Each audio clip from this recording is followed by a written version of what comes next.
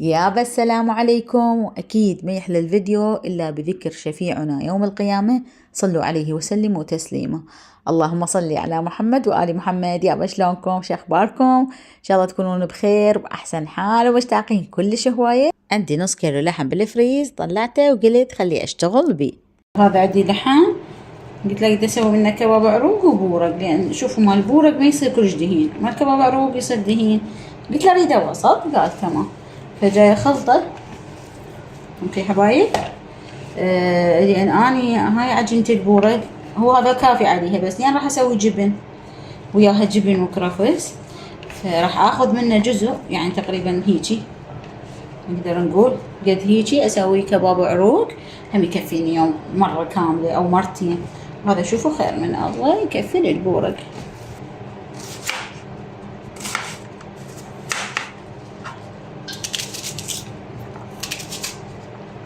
طبعا مو دائما انا اشتغل بجفوف، بس طبيعي هاي تعبانة من الشغل. سويت؟ حطيت لها مرطب وفازلين على قدها على مرهم، كل شي خليت، ما خليت شي ما خليته، ولبست الجفوف. هم حتى شوية تترطب ايدي وهماتين خل اشتغل براحتي، ايدي ما تصير بيها ريحة بصل هيجي، عرفتوا؟ جبت الطاوة خليت اللحم وقلبته بيها، يعني تقليب مستمر لحد ما يتغير لون اللحم. أضيف فوقه البصل. البورق أسوي بأكثر من طريقة، بس هالفترة معتمدة هالطريقة يعني كلش طيبة، خصوصا اللحم لمن ما ينسلق أو يصفى المي مالته، يعني يبقى بالمونة مالته. بصلايتين ثرمتين ثرم ناعم خليتهن فوق اللحم، ورشة ملح. الملح يذبل البصل، وأنص النار كلش وأقبقه. إذا أحس رأسه نشف يحتاج لشوية مي أضيف شوية مي وأقبقه على الناصي، وإذا ما يحتاج فهو يعني على الناصي راح يذبل. شوفوا حبايب، هاي نص كيلو اللحم لو البورق. العجينة الجاهزة يعني كلها أقدر أسوي لحم، فالنص كيلو كله أسوي يا دوب يكفي. بس بما أنه قلت لكم عندي جبن وكرفس، فهو ايش قد بيها 24 قطعة، بيها 24 قطعة، حاسة نقول 12 وحدة لحم 12 وحدة جبن، فربع كيلو كلش كافي. هذا هسه سويته وحمست وياه بصل ربع كيلو. فايش بقى عندي؟ بقى عندي ربع كيلو. ترى بالتصوير يبين شوفوا كأنه ما هواي، لا هذا كأنه نص ربع. شوفوا حبايب، هذا نص ربع شوفوا، وهذا وهو هذا القصاب ما شاء الله وزنه زين، وهذا نص ربع. ايش راح اسوي؟ انا ما اسوي يعني احنا لين نفرين، يعني هذا الشيء يعني الحمد لله والشكر، شلون تقولون يعني كل شيء يكفينا. هذا مثلا اسوي بوتيتو وبصل وطق عليه بيض، اسوي شلون المخلمه. وهذا اسوي كباب عروق. عندي شويه ليه هم هسه راح ابرش وياه برش، مو ماثرهم، هي جامده. ثرمت بصل ناعم، طماطة، هسه راح اثرم كرفس. عندي 4 باقات كرفس ووحدة معدنوس جبتها، فعادي اثرمهن كلهن سوية. كلش طيب يصير. ليش؟ لانه اكثر له كرفس، بالكرفس ويا شوية كمون يصير كم عالمي يخبل. هسه هم اكبكبه واشوفكم ايش قاعد يصير. حطوا مخه بسوي ربع كيلو لحم للكباب، ربع كيلو مخلمة. والله هواي علينا، مو اني اسويها اضافات، يعني مثلا المخلمة اقضيها فينجر، اسوي زلاطة، اسوي مثلا جاجيك رمانية، هيجي سوالف. عندكم هنا الكباب العروق ما راح اقضي وحده، اقضي وياه فينجر، اسوي وياه خضرة، زلاطة، اقضي وياه من ممكن حتى بورق. هشوفوا عندي ليه ابرش منها.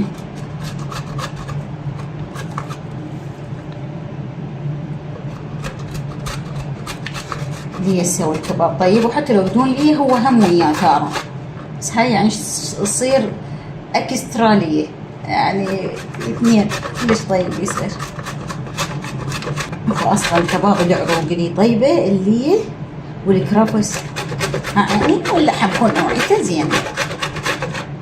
هاي الله فضل ونعمه. انا اطبخ من اسوي شيء اقول فضل ونعمه، هاي خيرات رب العالمين علينا. والله مرات بالشي البسيط يصير شي حلو ومرتب. اكو ناس ما عندها امكانية تجيب لحم من القصة، فتجيب اللحم هذا المجمد، يعني الكيلو حسب نوعيات، اكو كيلو ب5000، اكو كيلو ب8000، اكو كيلو هم نوعية زينة ب10000، اكو مثلا الكفيل. وهذه مثلا اذا واحد ما عنده عدد بالبيت، نفرين 3، نص كيلو يقدر يسوي بها الشيء. هذا من القصاب جبتك النص ب10، بس شنو ايش راح يسوي لي 3 طبخات، وحسب قلت لكم لو البورق كله مسويته الكيس هذا جاهز هسه اشوفكم اياه. هاي العجينه مرسين، لا استخدم نص كيلو كلها حتى اسويها متروسه تملي العين وطيبه تصير. اي او اذا مو بورك مثلا واحد يقدر يجيب نص كيلو يسوي ربع كيلو مخلمه وربع كيلو كباب عروق. فضل ونعمه من رب العالمين. نكثر خضار، كل ناس حتى تحطوا بوتيتا ويا الكباب تكثره، يعني لا انتكم احنا عددنا قليل. اي وانتو شلونكم حبايب؟ شو اخباركم؟ دائما من اشتغل يا رب تعطينا الصحة والعافية نقدر هيجي نسوي اكل ولو بالشي البسيط هل نقدر عليه. اعطينا يا رب الصحة والعافية، من عافاك اغناك. الحمد لله والشكر يا ربي على كل شيء على كل حال. تدرون انا حتى من هيجي اشتغل بالمطبخ، هاي مثلا جاي ترون اردد الحمد لله الحمد لله والشكر لك يا رب. حمدك واشكر فضلك يا ربي على كل شيء وعلى كل حال. اللهم ديمها نعمة علينا. اشرب الماء واتذكر عطش الحسين، اقول الحمد لله يا ربي سقيتني وارويتني من هذا الماء. يعني نعم رب العالمين كل شيء هواي علينا، بس جيب اللي يتفكر واللي يحس بهالنعم الفضيلة. ذاك يوم سولفت عن موضوع الاستشعار بالنعم، يعني الحمد لله احس هاي الله سبحانه وتعالى مفضل علي بهاي النعمة انه اشعر بالنعم، اشعر بالنعم كلش. يعني نسوي شيء طيب وناكله ونخلصه وتكرمون البزونة هم جوا هم ننطيه، عرفتوا؟ هم ننطيها اكل. جبنا لها صوصج وعلاوي يجيب لها صوصج من الاسواق يعطيها يومية، فتعلمت يومية تنتظره من يجي من هاي. مرات خطيه يجي تعبان ينسى يقول ليش ما اعطيتيها، اقول له ما ادري انت متعلمة هي عليك. مرات لا اذا اشوفها انطيها اني. شوفوا لازم ترون بالايد وناعم، ليش؟ تصير مونة بالكباب. اعصرها من المي ما بقى بيها مي هيجي. وبعد شنو احسه هيجي لازم اغرقه اكرفس. بدكم شوية أدي معدنوس بس أغرقه حتى يصير كله أخضر. من يتقلى تاكلون الكباباية بيها طعم الكرفس مبين وواضح. أنا هاي مريان علمتني على هاي الشغلة، أشوفها تحط طن كرفس على الكباب قلت لها هواي، قالت لا بناكل الكبابية مالتها طيبة يعني متشبعة بالكرفس. هنا أهل علي ما يحطون لا توابل ولا شيء، كلش بس فلفل أسود للكباب عروق. بس تعرفون فاطمة ما تقدر لا ما تحط توابل. ايش نسوي؟ نزاغل نحط قطره من كل شيء قطره. شوف هالقطره اللي اقصدها هاي، يعني رشه كمون بسيطه. خلينا نخليها شويه رشه كمون بسيطه تمام نظر. هو ليش هنا أنا عادي حتى لو ما احط توابل؟ لانه نكهه الكرفس راح تضغط. شوفوا هاي بهارات جدر شويونه، وهذا كاري. ومين يحبوا اصفر يعني يقلوه هيجي بلونه. وانا شو اسوي؟ ازغل شويه وانا اقول قطره يعني حتى ما تاخذ لون هيجي قطره. خلينا ملح تمام. نريد نحط شويه فلفل اسود شويه ويونه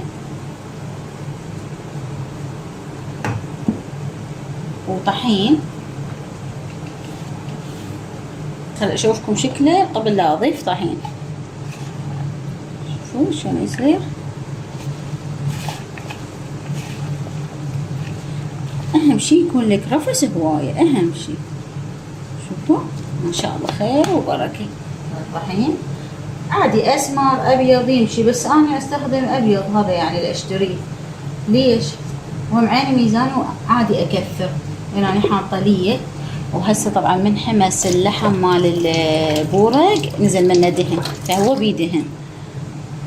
واشوف المهم تصير عندي عجينه. اذا احتاج مي اخذ شوي وانا بيدي مي هيك بس ابلل ايدي وهم اعجن. بس هو كل ما يصير بدون مي يعني ناشف احسن تتكون عجينه. هي الطماطم هنا ينزل منها مي. هاو طماطم ما اسويها ناشفه، ما اسويها هاي الطريه، ما استخدم الطماطم الطريه لا، يعني طماطيه شويه قويه واثرمها ناعم كلش. شوف ما شاء الله ايش قد يصير. هذا يصير مرتين خير من الله. يعني هاي الكمية تقريبا تاخذ قلاص طحين. احنا كنا نعرف نسوي كباب عروق حبايب، بس انا شو جاي اشتغل واصور لكم على الواهس. بس هاي يعني هيك ملاحظة بسيطة، يعني انه الكرفس هو اللي يطيب هذا. ما دام بيلي خلاص ينجح كل شي ما عليه. هنا حمس، شوفوا بدا يحمس.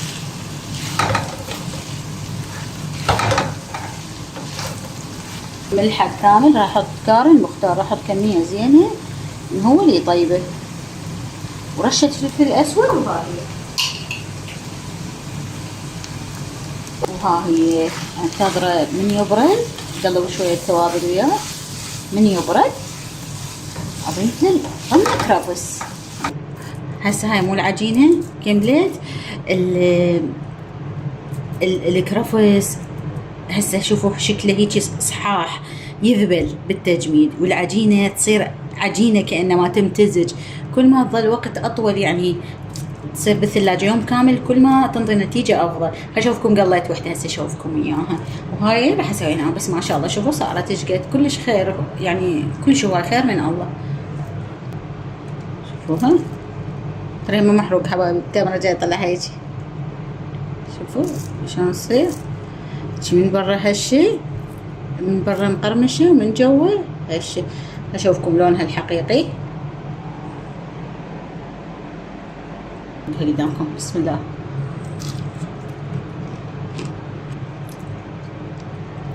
ليش طيبة حبايب. يعني مع العلم أنا سويتها رفيعة، يعني لو أثخنها أكثر تصير بعد تخبط، بس هاي ما السرعة بقى.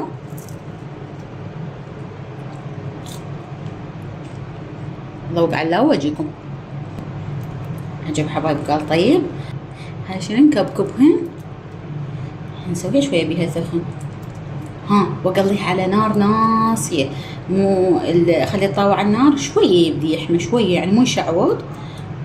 واقليها بهاي الطاوات الفافون تصير اطيب الكبابية.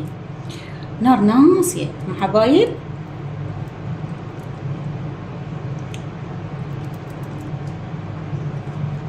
ومن تحمص اقلبها تصير لكم كباب كما قال الكتاب.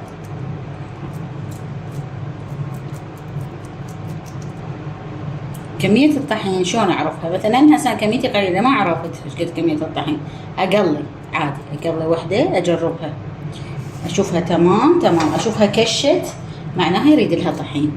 بس هاي هسه من قليتها شفتها زينة ما كشت، حافظت على حجمها فقدت تمام. مرات من تكش كلش تصير يابسة معناها بيها دهن هواي. ها واقلب زيت قليل حبايب، كأنما تشويح بالطاوة، زيت كلش قليل. كباب ما يتقلب زيت هواي يكرمش ويبقى من جوا عجين. يعني عن نفسي جاي اسولف، كل من اكيد طريقته شكل، كل ناس حتى بالقلاية الهوائية تسوي. خلاص حبايب شوفوا ما شاء الله ايش قد يصير. هذا قلي منه مرتين مو مرة واحدة، يعني قلي ويا فنجار طماطة تقلع عيني، طماطة لاجعة زراطة وخضرة خير من الله. طبعا هاي أول مرة بحياتي نص كيلو اللحم أسوي منه بورق وش اسمه كباب منه مخلنة. دائما أسوي شغلة لو شغلتين شو ما أعرف، هالمرة الله طرح في بركة سبحان الله. هذا مو هواي حبايبي، يعني شوف أقل من نص ربع صار كلش قليل. سوي بتيتا مكعبات عيني، بصل وطماطة، أنا أقدر أطق على البيض وأسوي هيك مخلنة بس واحدة.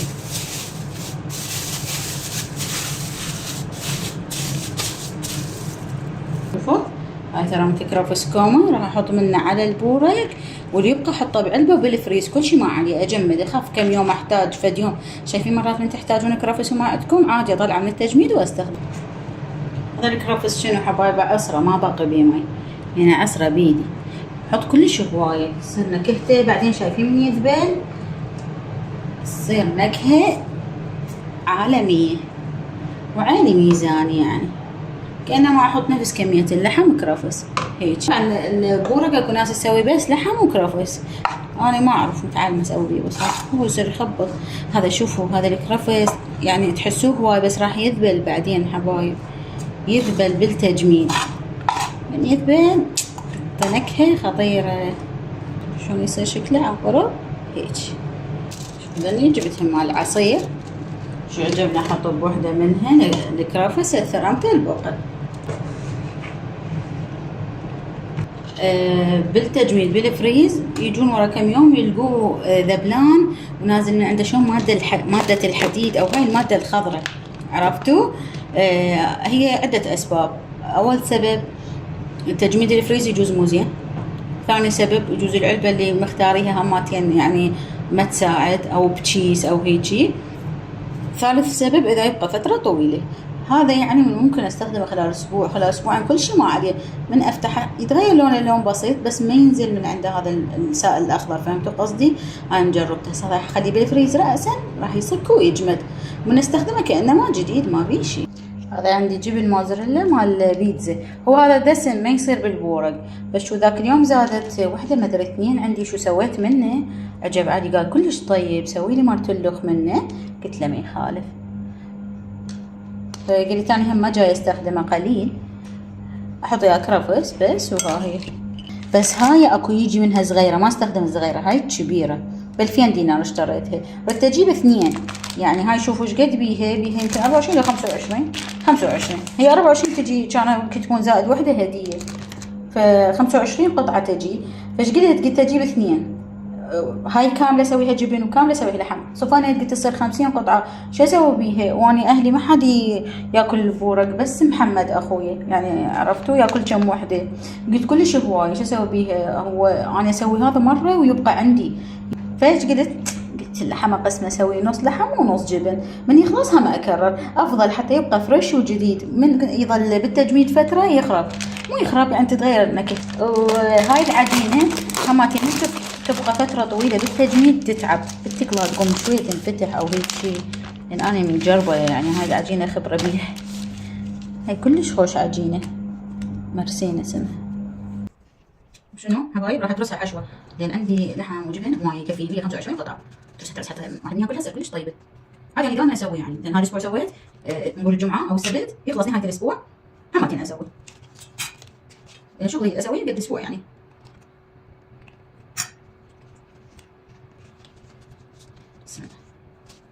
طبعا ضغط الكهرباء هسه تجي الفترة البنية رجع هسه فتحة والمولد راح يجي سهل.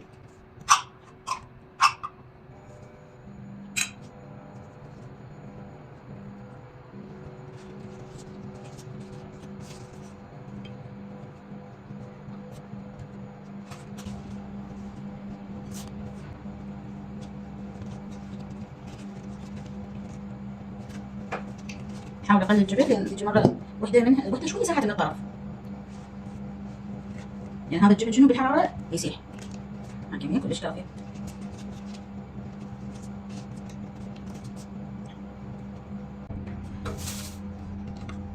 هذا جو لحم حتى اميزهن.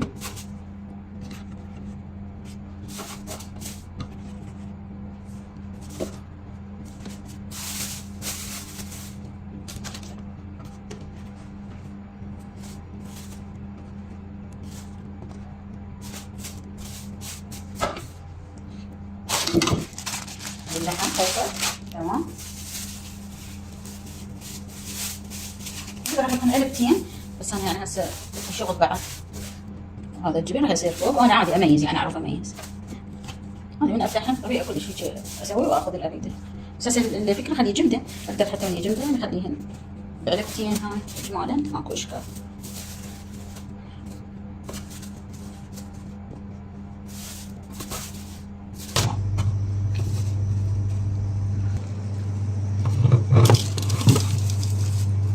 عندي فيديو رتبت الثلاجة ونظفتها وكملتها وصفطت كل شيء، بس هسه انا بغير يوم سويت في هاي اللقطات اضيفها، شلون لما صفينا الثلاجة وصفطناها حطينا اشياءات، عرفتوا؟ هذا البورق يجمد يعني احطه شوف بعلبتين صغار، اشتري جزء بعد من هاي اثنين حتى لان هو الفريز ياخذ ما شاء الله. هذا يجمد احطه بعلبة، اكو فرغات عندي وحدة من ذن احط بيه هذا من يجمد، عرفتوا؟ هسه المهم انه هو رتبها. عندي فلافل هاي كبة وستيك فينجر اكو، وخير من الله الحمد لله والشكر.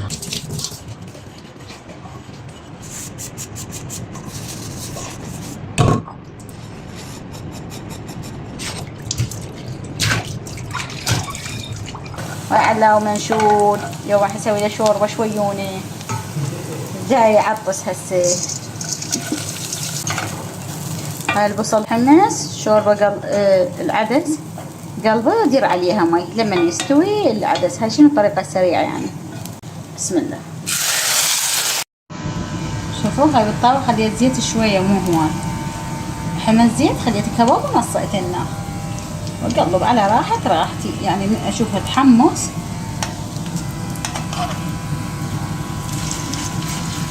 لا اقلبها مرتين ثلاثة حسب يعني، كل ما تحمص اكثر كل ما تصير طيبة.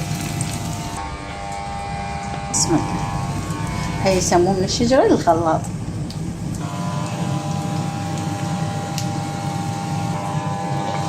هاي العدس هسه بسرعة يستوي، ما كمل تقلاتين تقلاتي على الناصي.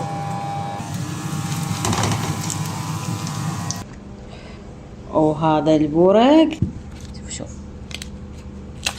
الهشاشة. وهذا هاي زلاطة سريعة، هذا طرشي، وهاي خضرة، وهاي شوية فنجر. شوفوا الكبابية شوفوها شوفوا شلونها تسولف. هذا الفنجر وهذا الكبابي هذا كملت تقلى وزلاطة وكل شيء يعني. هسه انا كملت تقلى صار لي تقريبا هي ب7 دقائق. هاي استوت الشوربة وكملت وكانها ورد. بقيت بيها خفية حتى شنو واحد للبلاعين كل الزين. بسم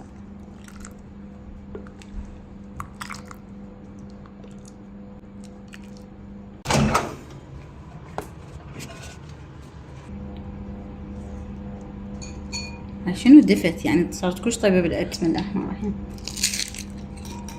يمي.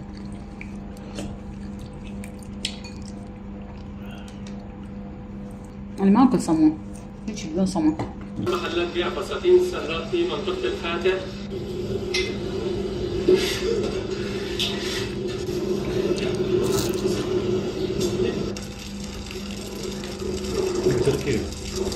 يمي طيب.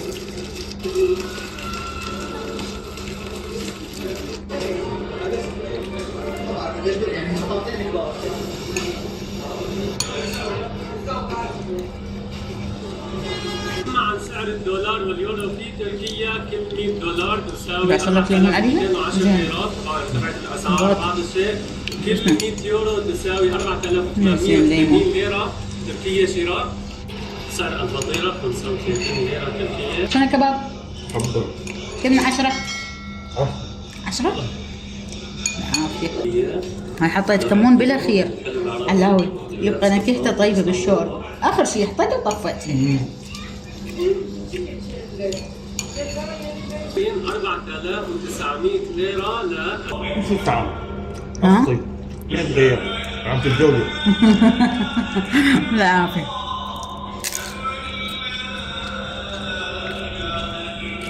لكن النفسيات بابا. العافية حبيبي.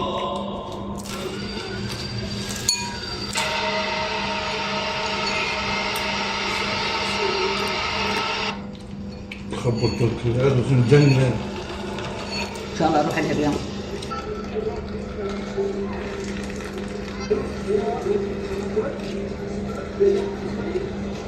قهوة تركية.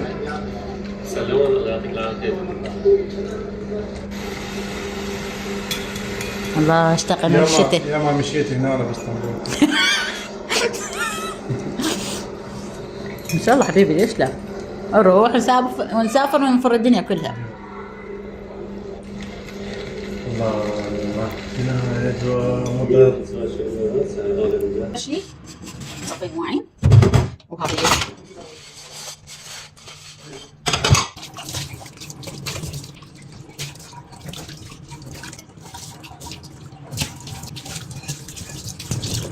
حبايب خلصنا المواعين. ها هي خلصنا يعني صورت لكم يعني مال اكثر من يوم، بس بعد يعني ما راح اصور شوي يصير صلاه المغرب اصلي واقرا قران تمام، وننزل شوي بيت حمايه ويخلص يومي يعني، باكر ما يصير عندي شغل ثاني. انا اودعكم اوكي، شغلت وقت يعني حلو وياي وممتع يعني، كل شيء احبكم، يلا مع السلامه، باي باي.